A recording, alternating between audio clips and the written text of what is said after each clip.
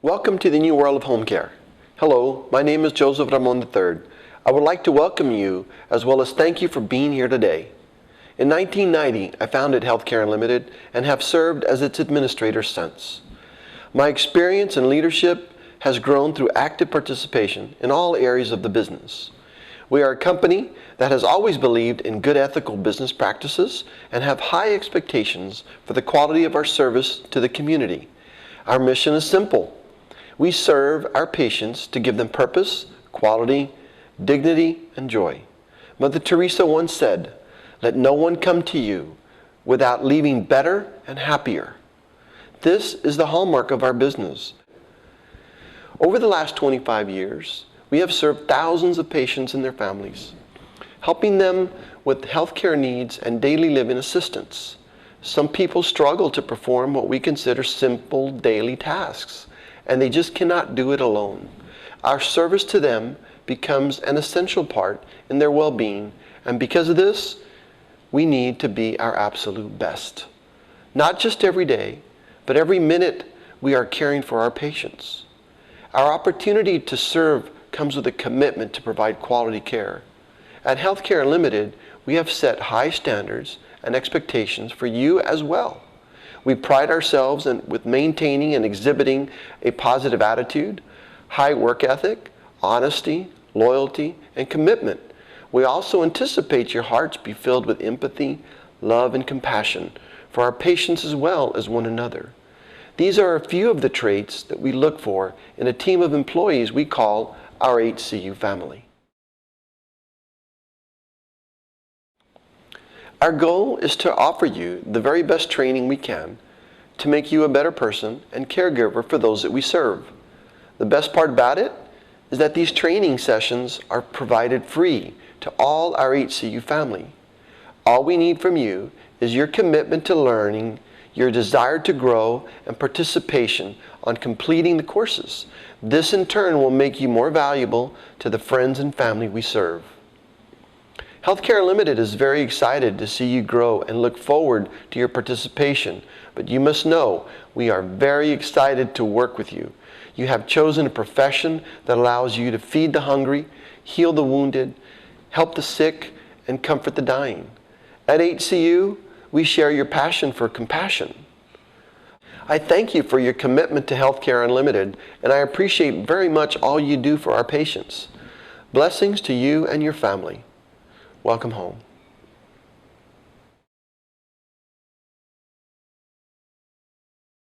I don't think people in this country like to talk or think about it.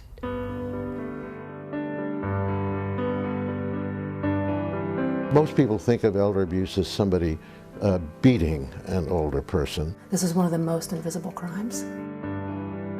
It's very difficult for me because I'm very friendly, and I think that that's why they took advantage of that. They'd always steal everything, whether it was money or jewelry. I think one of the things that we bump up against with elder abuse is shame, embarrassment, capacity. There is elder abuse occurring in probably every zip code in the United States.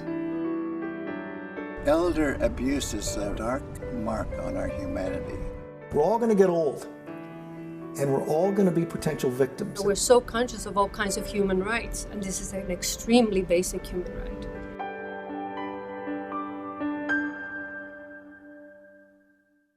Elder abuse is a national problem that's only going to get worse with the aging of the population. We need to have a systemic approach to this so that when our children or our children's children become senior citizens, that they don't face the same abuse and neglect that our seniors face today. My aunt has always been the type of person that adapted to whatever was around her. Very, very strong woman, and nothing much scares her very badly. She just adapts. I don't need nobody. She's the only one to take care of me. My aunt's son, who is the grandson's father, actually was having some financial problems and needed to sell their home very quickly. The mother had already died a couple years before. They moved in here, then he died, and the grandkids were left behind. And then as they got older, things just got even more wilder with their involvement with things, drugs and such.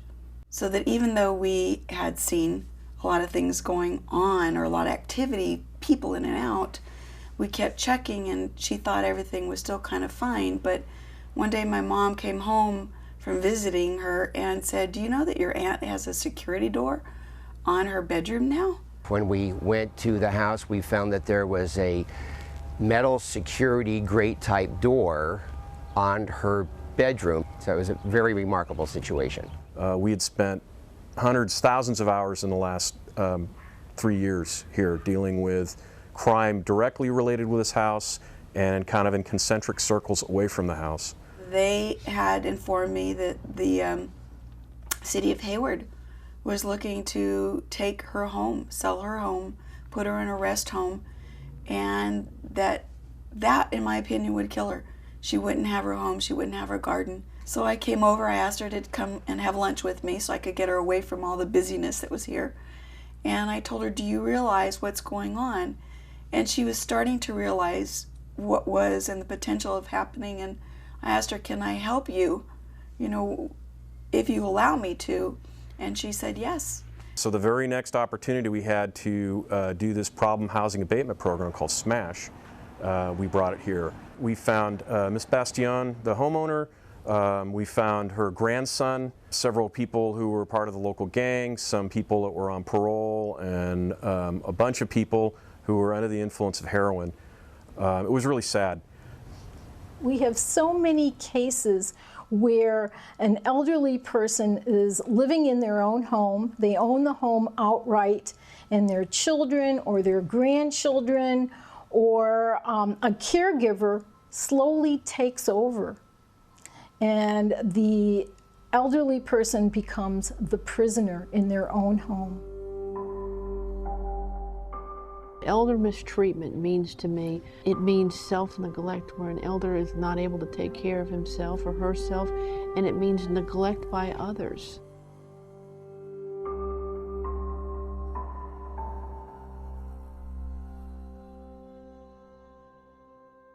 A lot of times caregivers can speed up the process or even facilitate the process where an elder dies earlier than they would. When I look back on my dad's life, how interesting it was, the time I really treasure his stories. He's a Pearl Harbor survivor.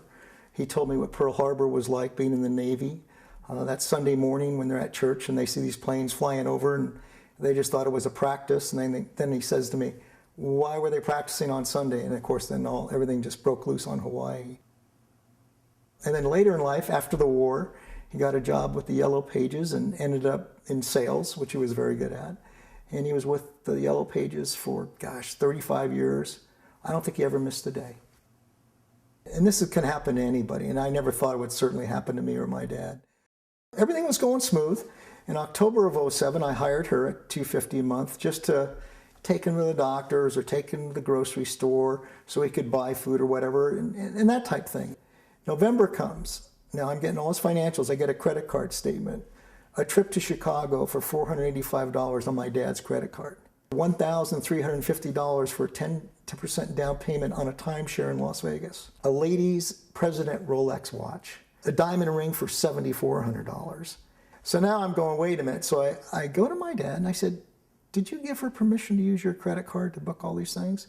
He was shocked and he said, "No, I'd never do that." We went through a number of conversations and meetings regarding the case, and eventually we then filed charges against the caregiver.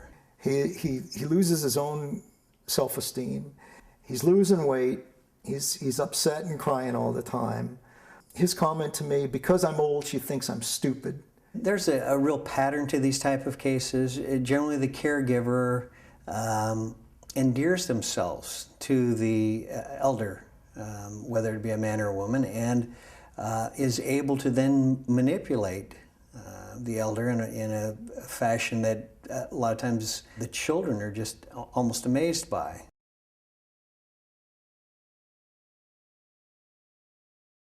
Your actions betrayed someone who genuinely loved and cared about you. You not only broke his spirit, you broke his heart. And she was a direct contribution to his death. I've seen cases of elder mistreatment where elders simply have died as a result of that.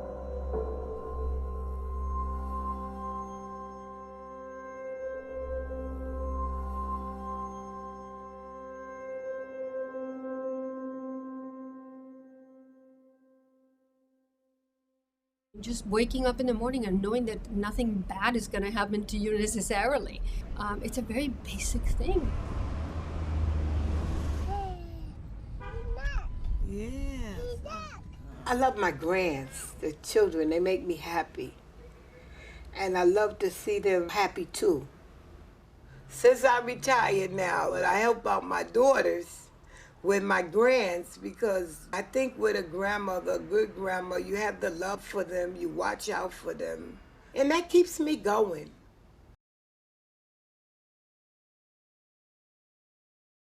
The abuse started when they took the children from my daughter and put them in foster care. And then my daughter had like a resentment towards me. She'd be very like violent, you know, always want to fight. And she always was threatening to kill me. And this last time I was going downtown with my granddaughter and my grandson to do a petition for custody. And I don't know how she found out I was going that morning. But as we were leaving my apartment to go on the elevator, she was coming out. And she tried to pull my granddaughter, and I was holding her, and she started fighting me. I felt real bad, because it was my daughter, and she didn't have to go that route. You don't expect that from your family members. I would never in 100 years, if somebody would have told me in this lifetime that I would be facing this, I would say no. I cried at night, and sometimes I wish I could just go away. Elder mistreatment means to me elder abuse or physical abuse and complete loss of dignity for an older person.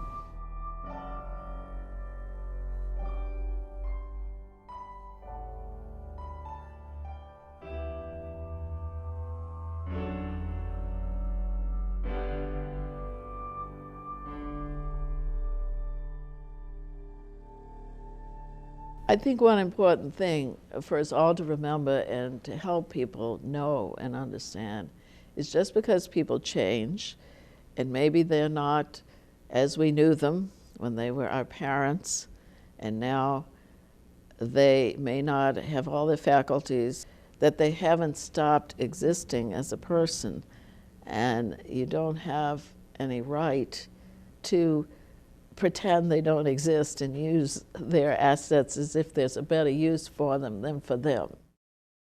He was a loan officer at the Bank of America. He had gone to a reunion in Lebanon, Tennessee, and had left, I would say, 4 or 5 days early. And he stopped at Las Vegas. And I think it was there that he met a woman in one of the casinos. And when he did come home, I realized that things had changed. I received a phone call from Pat's nephew, who had attended a lecture that I had given on financial elder abuse, and called and said that something is wrong. When Wilson was, or had met Jamie, I think that it was the beginning of Alzheimer's. I feel that she did take an advantage of his mental condition. In the course of the investigation, there surfaced 28 credit cards, 15 cell phones. There were 20 stamps.com accounts that had been set up. It was very clear to us at the time that the Wilson Smith family was supporting some sort of illegal business operation. So that you know, there was approximately $750,000 involved with this case. It is an open investigation with the FBI. When someone has abused you and taken your information, you basically feel at a moment that there is nothing safe any longer. Elder mistreatment means financial exploitation, where those take the money and resources of other people and use it for their own good.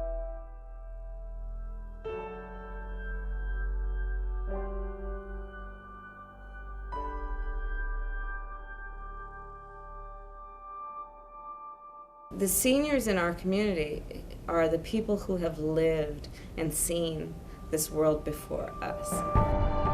And they contributed to great things that we've all benefited from. They have stories to tell, and they have wisdom to share.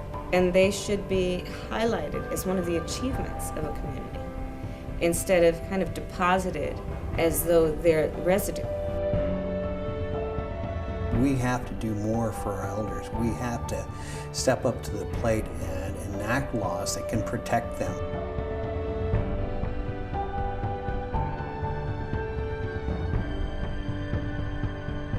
I don't think that anybody could walk into the homes of some of these abused and neglected elders and not take up this charge.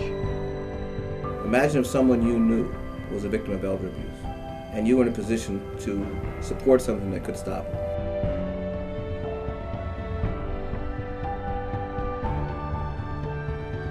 I know there are a lot of bigger problems in this country, but I think elder abuse is one of them.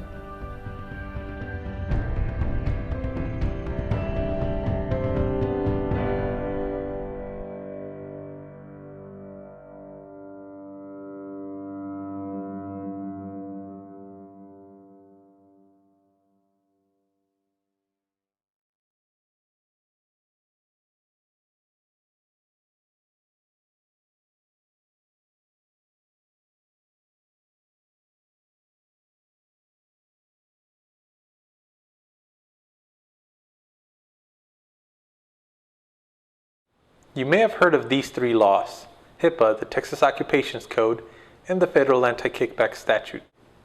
They are there to protect the client from being harassed, influenced, or manipulated from choosing a service provider. In healthcare, solicitation happens when a client's freedom of choice is compromised. You may wonder what this looks like.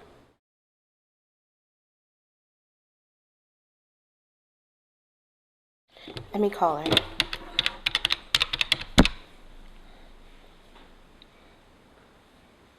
She's not picking up.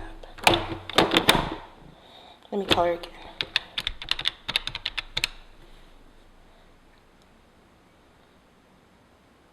No answer. I'll just go to her house.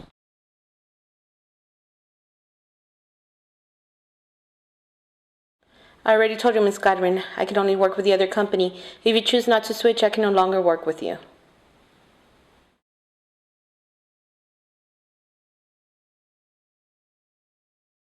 Look, Miss Godwin, the other company's promising more hours. I need to switch you over there. Promising a client that another agency can give them more hours of service is one of the lies used to convince a client to switch companies. The amount of hours are awarded only by their insurance, such as Medicaid, the managed care organization, or their private insurance. Therefore, these hours have already been assigned regardless of which company provides the services.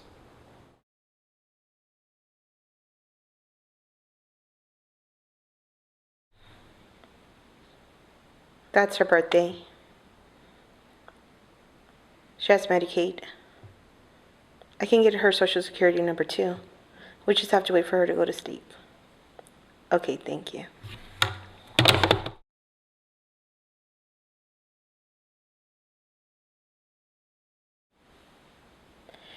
So what you're telling me, if I take you 3 more clients, you'll pay me more.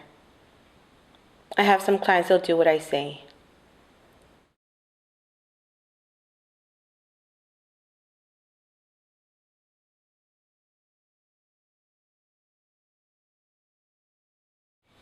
We want to thank you for your time. We hope that you've learned something new today.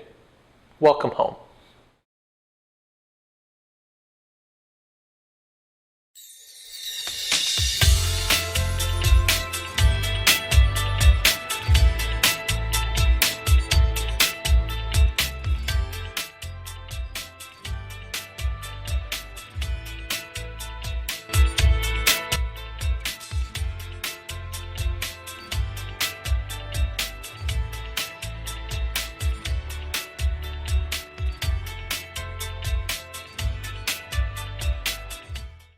It is important to all elders that they be able to bathe, both for personal comfort and for health reasons.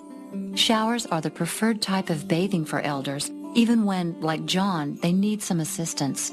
Before you start, assemble the supplies you will need: liquid soap, washcloths, bath towels, bath mat, chair, stool or bath bench, bath powder, clean clothing for the person bathing, lotion. Then wash your hands. Explain what you're going to do. Be attentive to the need for privacy. Take the supplies to the bathroom and prepare for John's shower. Check the shower and clean it if necessary. Turn on the shower and adjust the temperature of the water to John's preference. Check the temperature with your hand before John enters the shower to make sure it is safe, and have John check it also. Help John swing into the shower. Give John soap and a washcloth so he can wash as much as possible.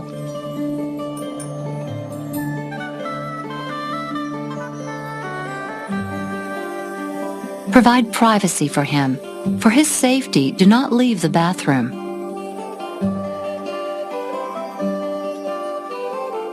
Then help him wash his back, feet, and other places as the situation requires. This is a good time to examine John's skin for any problems such as rashes, red areas, or bruises. Turn off the water and help John out of the tub.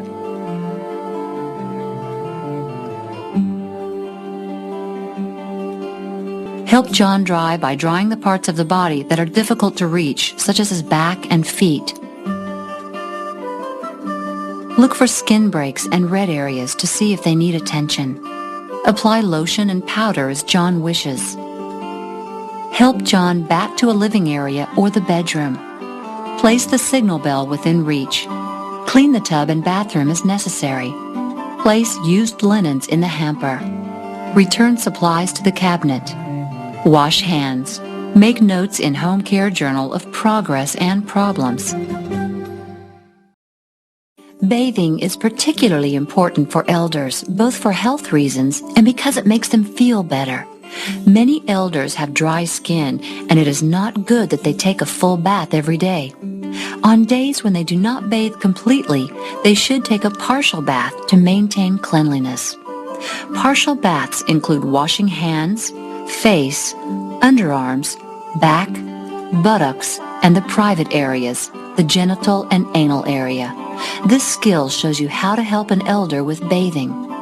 Before you begin, assemble the equipment and supplies you will need: 2 basins, 1 for washing, 1 for rinsing, liquid soap, washcloths, 2 bath towels, a bath blanket, nail file or orange stick, hairbrush or comb, oral hygiene items, body lotion, powder, deodorant or antiperspirant, paper towels, disposable gloves to be used whenever you expect contact with blood or body fluids, secretions, or excretions, a gown, pajamas, or street clothes. Wash your hands. Now you are ready to begin the procedure. John has suffered a stroke and is recovering well. Even though one side is still weak, he is gaining strength and independence by doing as much of his own care as he can. First, explain what you are going to do. Be sure his room is warm enough to prevent him from getting chilled.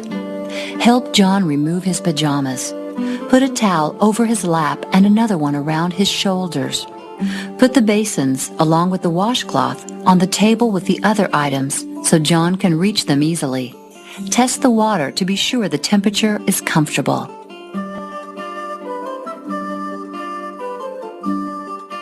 Ask John to wash and rinse areas he can reach easily, starting with his face, and explain that you will wash areas he can't reach. Place the call bell near John. Tell him you will now leave the room so he can wash in private, but to ring the bell if he needs help and when he has finished washing. Then leave the room and wash your hands. When John rings for you, remember this. Every time you enter an elder's room, you must knock and pause for a response before entering the room. It is very important to respect the elder's sense of privacy. When you return, ask John what areas he washed so you can wash what he couldn't. Throughout the bath, get fresh water as needed. Make sure either he or you washes and rinses his face and hands under his arms and his perineum, that is, his private area. Also, be sure the skin folds under the breasts and abdomen are clean and dry. You will have to wash his back. Look for rashes, redness, or open areas on his skin. If you don't see any problems, then give him a good back massage. He'll like it. If you are washing his private area, put on disposable gloves first. Also, wear gloves if you expect contact with secretions or excretions or with open sores or blood. Now that the bath is completed, assist John with cleaning his fingernails, brushing his hair, and with oral hygiene. At this point, help John put on deodorant and lotion to his hands and other areas of dry skin. After John is dressed, make sure he is comfortable and give him the TV remote. Place the bell where he can reach it. Empty the basins and put supplies and equipment away. Clean the bedside table with paper towels and discard them. Wash your hands. Make notes in the home care journal about any progress or problems. Elders like Mary appreciate having their hair brushed and combed. It is more than a health issue. It is a grooming issue that helps elders feel good about themselves. Grooming can also contribute to recovery from illnesses. Note that brushing hair can be done with Mary lying in bed by turning her and brushing one side at a time. The first step in hair care is to gather the equipment and supplies you will need. They are a towel, comb or brush or both, hair clips, combs, and barrettes needed in hair care, hairspray or gel or other preparations that Mary normally uses, a hand mirror. Once the equipment is gathered, wash your hands. Explain what you're going to do. Be sensitive to the need for privacy. Now you are ready to begin the procedure. Place the towel across Mary's shoulders and ask her to remove her glasses. Part her hair down the middle to make it easier to handle. Brush Mary's hair carefully, gently, and thoroughly. Be sure to brush the hair at the back of her head. Separate Mary's hair into sections. Start brushing the ends and work up to her head. After you complete brushing or combing, arrange Mary's hair attractively according to her preference. Show Mary the results in a hand mirror. If an elder has long hair, suggest braiding it to keep it from getting tangled. Make Mary comfortable. Place the call bell within reach. Now, clean the equipment and place it in its proper storage place. Wash your hands. Make notes in the home care journal about progress or problems. Teaches you how to provide toenail and foot care for elders, such as Mary, who need assistance. This care is part of personal grooming as well as health care and can help raise the spirits of elders. Before you start, assemble the equipment you will need. Wash basin 3/4 full with warm soapy water. Basin with rinse water. Bath towel. Washcloth. Paper towels. Orange stick. Bath mat. Emery board or nail file. Lotion.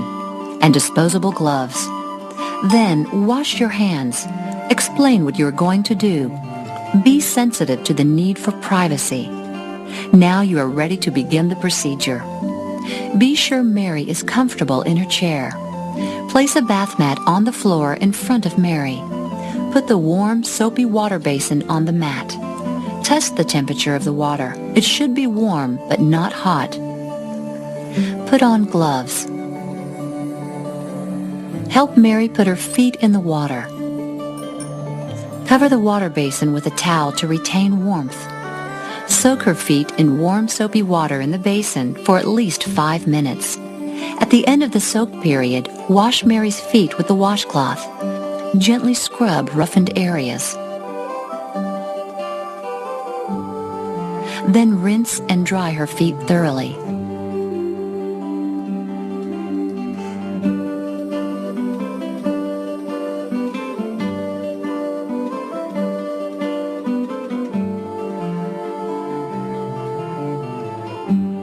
Clean around and under the toenails with an orange stick. Clean the dirt from the orange stick on the paper towel. Elders with poor circulation to the feet or diseases such as diabetes should have toenails cut or trimmed by a licensed nurse or podiatrist. The toenails will need to be filed regularly. File the toenails straight across to prevent the edges from becoming ingrown. Inspect the feet and in between each toe. Check the condition of the skin. Look for the presence of corns, calluses, open areas, swelling, or redness. Apply lotion to the feet except between the toes. Help Mary put on clean stockings, socks, shoes, or slippers. Next, clean the equipment and return it to its proper storage place. Remove and dispose of the gloves in the waste can. Place the call bell device within reach. Wash your hands. Make notes in the home care journal about progress or problems.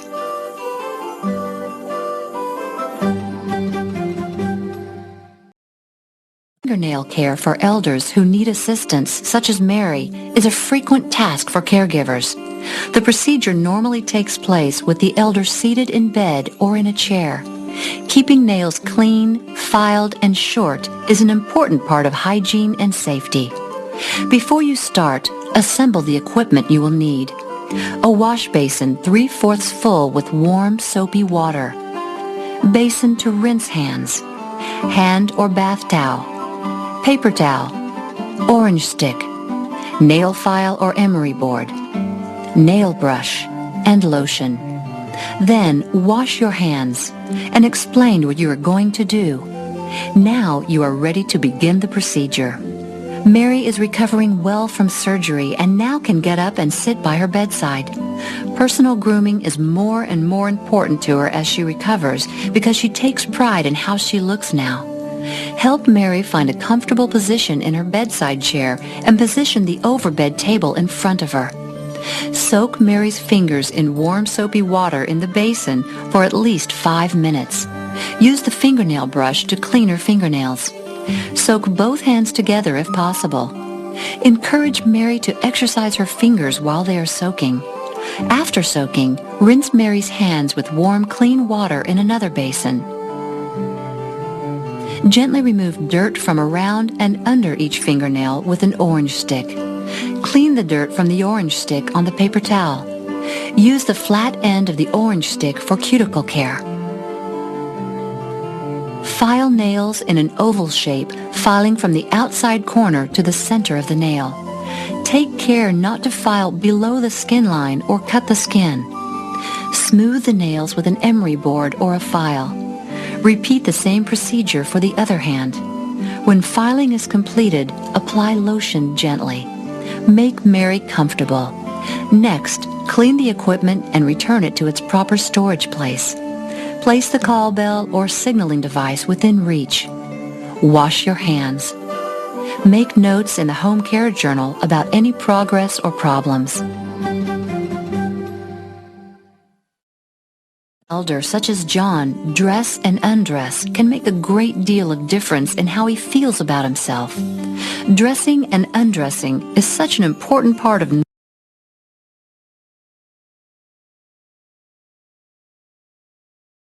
normal daily life that the way you help dress and undress an elder can help create a sense of being active and capable.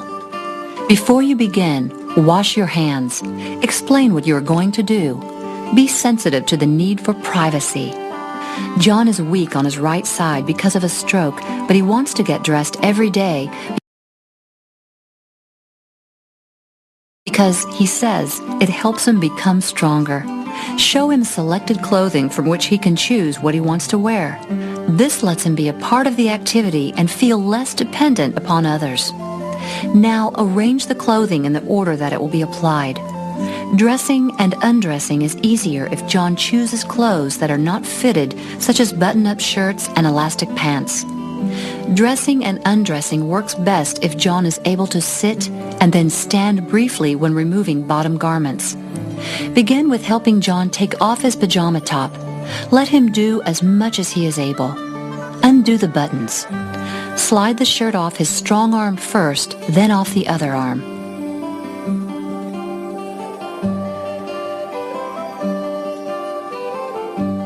Pick up the undershirt first and put it over John's head.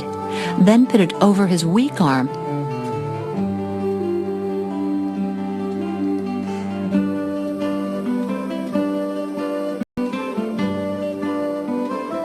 And finally, his strong arm. Then, help John put the new top on. Gather the garment material to make it easier to pull over his weak arm first. Reach into the armhole from the outside and grasp John's arm. Then support his arm and guide it through the sleeve. Now, guide the shirt onto the opposite arm. Then, help John fasten the buttons with a button hook. Let John do all he can to encourage independence.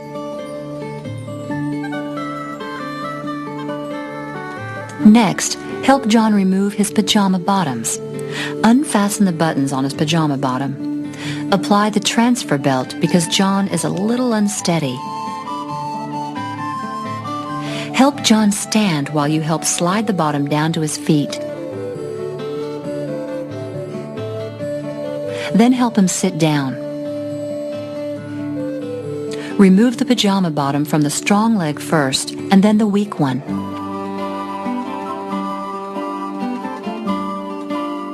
Now help him put on fresh pants. Start with putting the underwear and pants leg on John's weak leg first, then the other leg.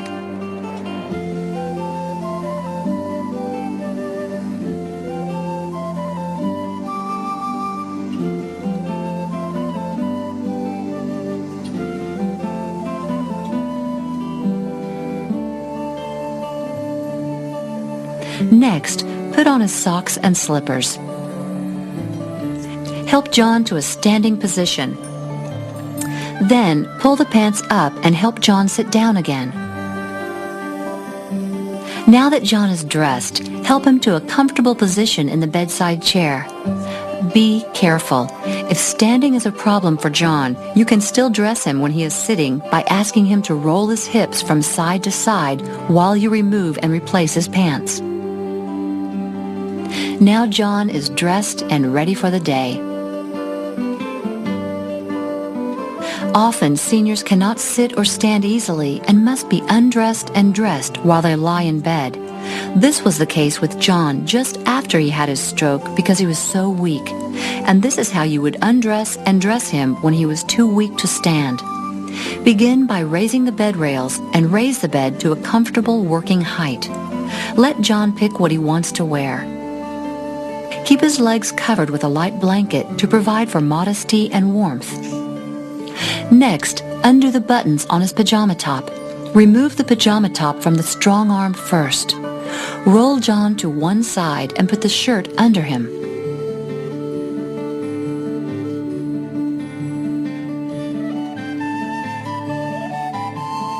Roll him back and take the pajama top from under him.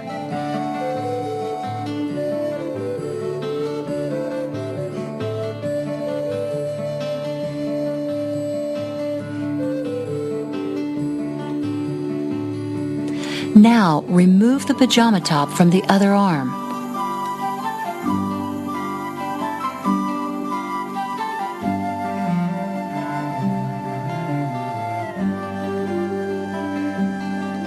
Put a fresh shirt on by reversing the process. Gather the sleeve on his weak arm. Support his weak arm as you insert it into the sleeve.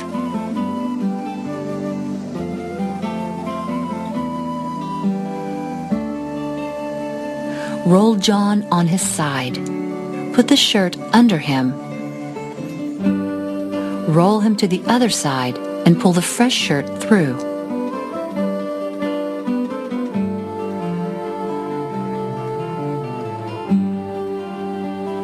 Then, put the other arm, the strong one, in that sleeve. Position John on his back, straighten the shirt, and button it.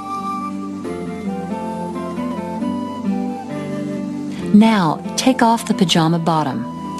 Unfasten buttons and ask John to roll side to side or help by lifting his hips while you remove the pajama bottoms. Remember, clothing is removed from the strong side first.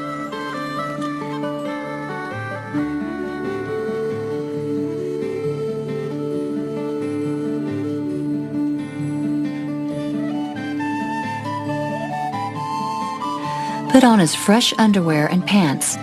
Insert the weak leg first.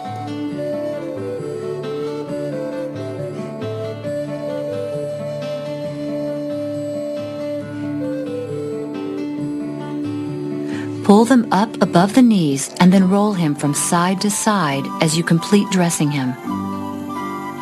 If John is able to help at this point, ask him to raise his hips to make dressing easier. As you prepare to put socks on, check his feet for blisters or red areas. Then gather the socks and slide them onto his feet. Garters or knee-high hose should never be used with elders because they can limit circulation in the legs. Be careful when undressing and dressing John so that you never pull or yank on arms or legs because it is easy to injure him. Place the call bell device within reach. Wash your hands. Make notes in the home care journal about progress or problems. Teaches you how to provide denture and mouth care for elders such as John who need assistance. This procedure can take place at a sink or with the elder sitting in a bedside chair or in bed. Before you start, assemble the equipment you will need. Water for rinsing and brushing dentures in 2 basins, denture cups, toothbrush or denture brush, toothpaste or denture cleaner, soaking solution if desired, emesis basin, small towels, mouthwash, denture adhesive or powder, disposable gloves, a package of sponge swabs or lemon and glycerin swabs, lip lubricant, and a cotton applicator to apply the lubricant. Then wash your hands. Explain what you're going to do. Be sensitive to the need for privacy. Now you are ready to begin. John has returned from the hospital and is recovering from a stroke. He looks forward to this every day because it is a part of a personal care routine that comforts him. Place a towel under John's chin. Put on the disposable gloves. John cannot remove his dentures by himself, so you should remove them for him. Here is how. Grip the upper denture with your thumb and index finger and break the seal by gently moving the denture up and down slightly. Once the seal is broken, gently remove the upper denture. Then place it in the emesis basin. Using the towel, remove the lower denture by grasping it with your thumb and index finger. Turn it slightly and lift it out of John's mouth and place it in the emesis basin. Fill a denture cup with warm water or a soaking solution. Next, place a towel and water in the sink to reduce the risk of breakage if the denture is accidentally dropped. Then, rinse the dentures in warm water and clean them thoroughly with the brush and rinse again.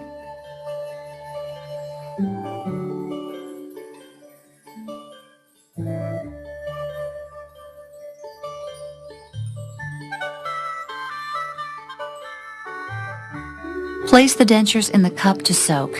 If a soaking solution is used, follow the directions on the container. Before putting dentures back, provide John with mouth care. Open the package of sponge swabs. Ask John if he can clean his mouth. If he cannot, then do it for him. Clean the chewing and inner surfaces of his gums with the swabs.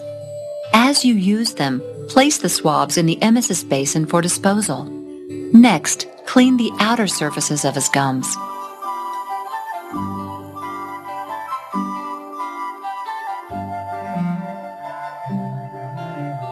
Now, swab the roof of his mouth and swab his tongue. Move front to back and side to side. Swab the inside of his cheeks and lips. After John's mouth has been cleaned, it's okay to use mouthwash if he wishes.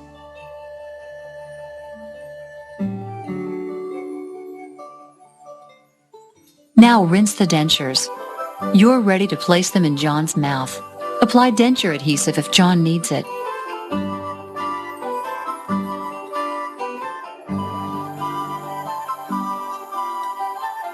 Use your index finger to gently press the upper denture in place so that it is secure. Now, grasp the lower denture and insert it. Gently press down on the denture to make sure it is secure. Apply lip lubricant.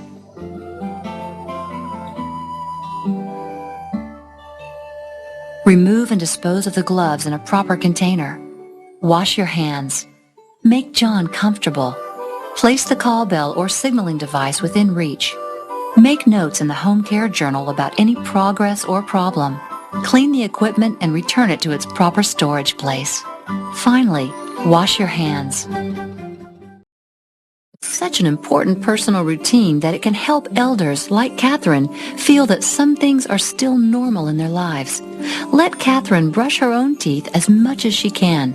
It makes her feel she is capable of her own care to a certain degree. Before you start, assemble the equipment you will need.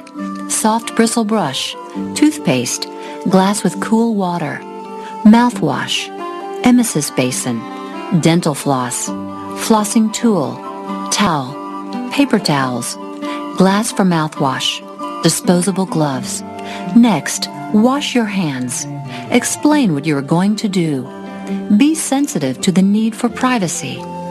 Now you are ready to begin. Catherine is very weak from her chemotherapy treatment and is still unable to brush her own teeth. However, you can tell she appreciates you doing it for her. Place a paper towel on the overbed table and arrange the equipment on top. Put on the disposable gloves.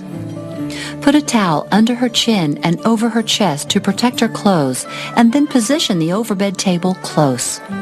Next, moisten the toothbrush and apply toothpaste. Ask Catherine to close her teeth. Then, gently clean the outer surfaces of the upper and lower teeth and the gum line using a side-to-side and up-and-down motion. Ask her to open her mouth. Then, brush the inside of the front teeth from the gum to the crown of the teeth with short strokes. Brush both upper and lower teeth. Now, brush the inner surfaces of the teeth and brush back and forth on the biting surfaces of the upper and lower teeth. Offer water to Catherine so she can rinse. Gently massage the gums with the toothbrush and then gently brush her tongue and roof of her mouth. Use a side-to-side motion, starting at the front and moving toward the back to avoid gagging.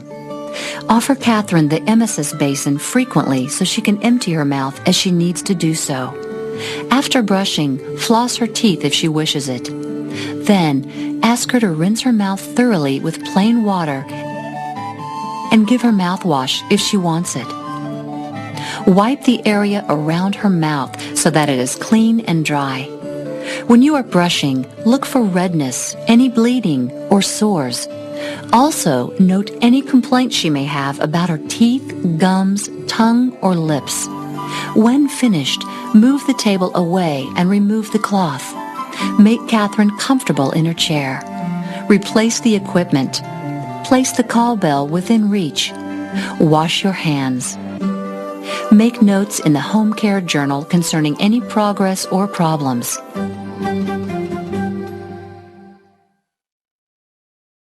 washing is the first line of defense in the effort to prevent transmission of disease.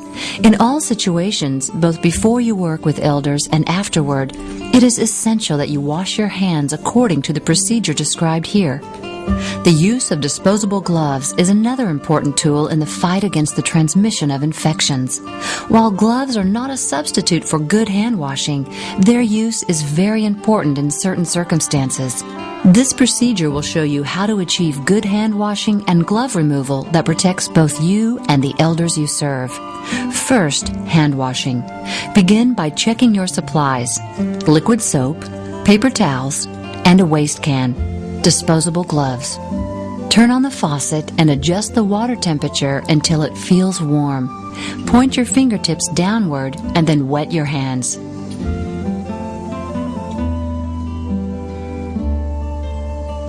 Now, put soap on your hands and start rubbing. Make sure you hold your elbows and hands downward while washing. Rub your hands together for at least 15 seconds, getting soap on all parts of your hands and wrists, between your fingers, and under your rings and nails. Scrub well and add water when you need it. Now rinse the entire area well from wrist to fingertips.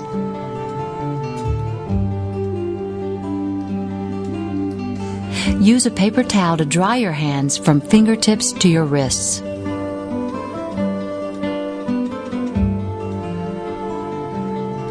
Now, use a fresh paper towel to turn off the faucet so you won't touch a contaminated surface.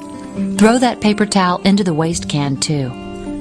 Do not touch the waste can, the inside of the sink with clean hands, or lean against the sink or splatter your clothing. All of these things can contaminate your hands again. Now, put on new disposable gloves if you need to use them in caregiving. For example, you should use gloves with mouth care, or when working with soiled linens, or when an elder has sores on his hands or feet. Basically, anytime you might contact body fluids, body excretions, skin breaks, or open sores, you should use disposable gloves throughout the procedure. This procedure shows you how to remove gloves safely and easily at the end of each procedure to avoid infections. You can accomplish this in the following manner. Pinch the outside of the glove at the base of the thumb. Pull the glove inside out and over the hand. Hold this glove in the palm of the gloved hand. Take the index and middle finger of the ungloved hand and place them inside the glove next to the inside wrist. Do not touch the outside of the glove with your fingertips. Pull this glove inside out over the hand and the other glove. Dispose of soiled gloves so they cannot be washed and reused. Do not allow contaminated gloves to touch your skin in any way during removal. Wash your hands. Now you know how to prevent most contamination and infection when working with elders.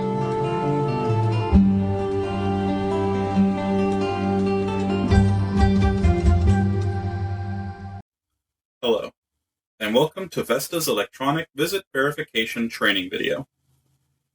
The visit clock system allows you to clock in and out by telephone. You will use the client's landline phone and a toll-free 800 number to clock in and out.